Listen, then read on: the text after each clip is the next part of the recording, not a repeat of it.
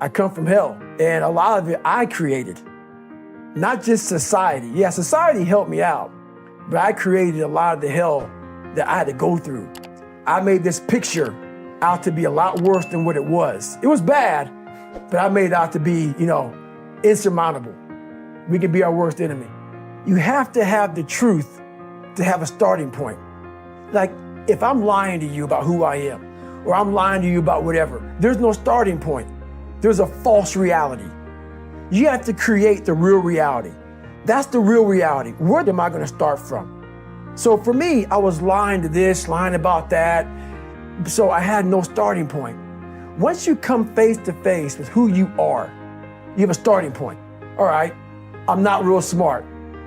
I have no courage. I have no self-esteem.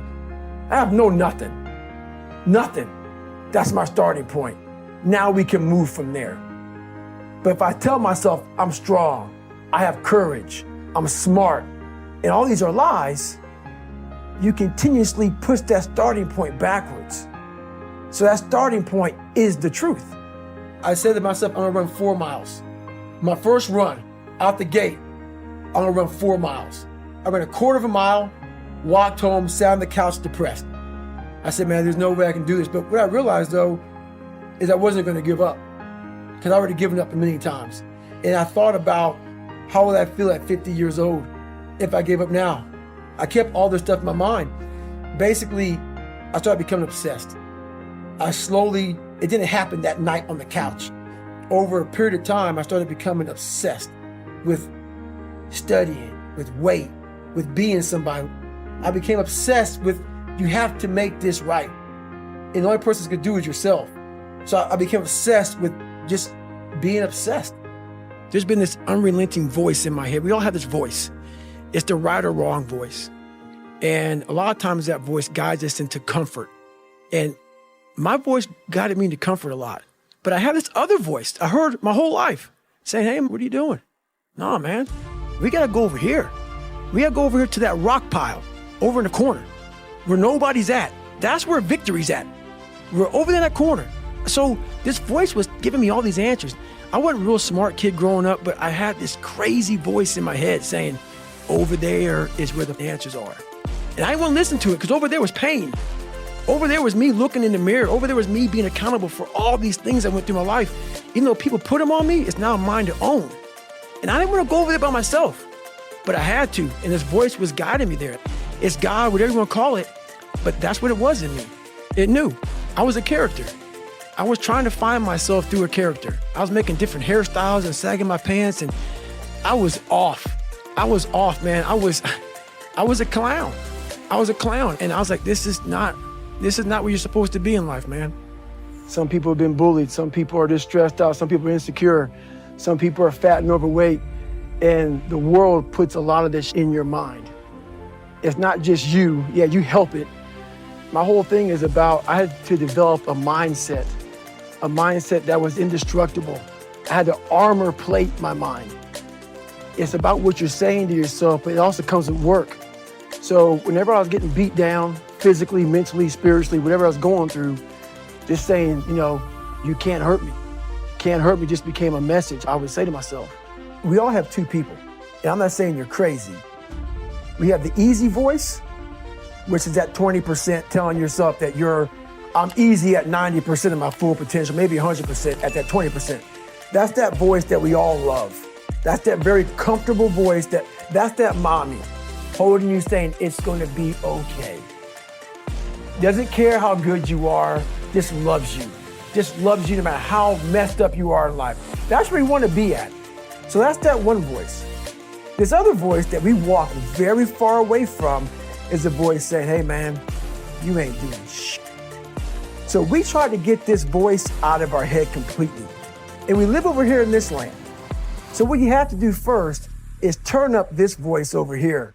The voice saying things to you that aren't nice. That it's in our head, and it's not putting yourself down. People take this the wrong way in this new society. I'm not saying to put yourself down. I'm saying listen to the truth. And the truth isn't in the 20%. The truth is in this other part of your brain saying, look, man, you're wasting a bunch of percentage here. We have 80 more percent that we're not tapping into, because in this other 80% is suffering, pain, failure, self-doubt, darkness, and then a whole bunch of light. But to get to this light, you gotta go through all of this. So a lot of us know that. I can get over here, but over here, man, this is much better, because I gotta go through this journey that is not fun. This from 20 to 100%, this in between is not fun. So we decide to live over here. So everybody goes, how do you do that? You know exactly how to do that. You know exactly, it's not a magic trick. There's nothing I talk about in that book that's a magic trick. It's all back down to a very primitive mindset of we just have to do. It's like breathing. Breathing becomes normal. Like, we don't know that we're doing it. That's how you have to live your life. When that alarm clock goes off at 4 or 5 in the morning, your mind says no. You just say, this is what we do.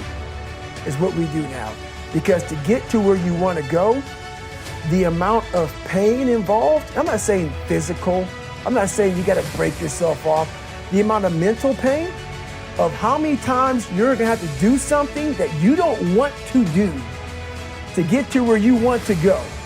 There's going to be more times you do something that you don't want to do than you are going to want to do. That's your new norm.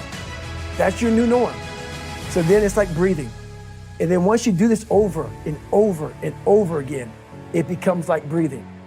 I don't want to live this lifestyle, but to get to the other side of this, I have to. So if you really want it, you realize what trying is and what trying is not.